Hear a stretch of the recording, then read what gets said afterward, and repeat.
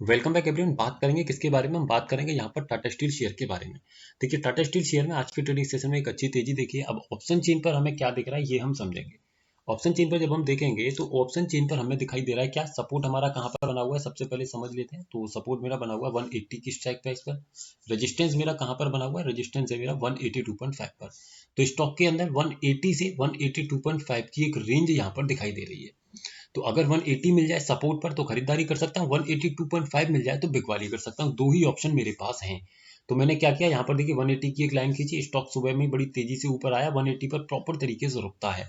182.5 पूरा नहीं जा पाता, लेकिन यहाँ से अगर मैंने खरीदारी की तो डेफिनेटली स्टॉक में मुझे क्या मिला, कुछ पॉइंट्स यहाँ पर मिल गया, यानी कि 1 रुपया 1.5 रुपया के आसपास मुझे यहाँ पर मिल गया। जो क्योंकि ये मेरा ट्रेंड जो था, ये मेरा ट्रेड जो है वो ट्रेंड के अकॉर्डिंग है। फिर लेकिन क्या हुआ कि 2 बजे के आसपास जाकर के स्टॉक में जो रेजिस्टेंस है उसका प्रेशर हो गया बेरिश। तो ऐसे केस में 2 बजे अगर आप यहाँ पर आएंगे तो देखिए यहाँ कहीं, तो यहाँ आपको अपने ट्रेड से एग्जिट कर जाना है।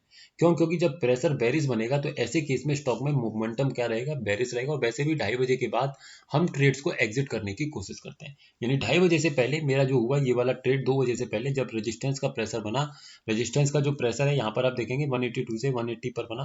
तो ये प्रेशर 2 बजे के आसपास बना, तो जब तक मेरा ट्रेड यहाँ पर कंप्लीट हो चुका था, 1 1.5 रुपए का मोमेंटम मुझे बड़ी आसानी से मिल चुका था। तो आई होप आप अब ये तो समझे होंगे कि स्टॉक में किस तरीके से मोमेंटम को बनाया जाता है। आने वाले ट्रेडिंग सेशन की अगर बात करें तो उसके लिए हम क्या करते हैं, नवंबर की ऑप्शन चेन लेते हैं और उसका डेटा रीड करने की कोशिश करेंगे। नवंबर की ऑप्शन चेन पर सबसे पहले अपना अगर सपोर्ट हम फाइंड करने की कोशिश करेंगे तो यहाँ देखने की कोशिश कीजिए सर। तो आपको देखने को मिलेगा कि मेरा जो सपोर्ट क्रिएटेड है वो कहाँ पर क्रिएटेड है, 180 पर। लेकिन 180 से 175 की स्ट्राइक प्राइस पर एक अच्छा प्रेशर बनाए हुए है। रेजिस्टेंस को अगर मैं देखूं तो मेरा रेजिस्टेंस कहां पर क्रिएटेड है, देखिए 200 की स्ट्राइक प्राइस पर।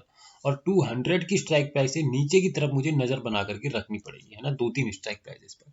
तो अगर ओवरऑल अगर समझा जाए तो अभी मैं इतना कहूंगा कि अभी इसमें पोजिशनली खरीदारी नहीं करनी चाहिए। जब तक 180 पर अगर मेरा सपोर्ट स्ट्रांग हो जाता है देन डेफिनेटली मैं इसमें खरीदारी के बारे में सोच सकता हूँ। अब इस परसेंटेज को अगर हम निकालने की कोशिश करें कि आखिरकार ये परसेंटेज हमारी कितनी है, तो देखिए इस परसेंटेज को निकालते हैं हम।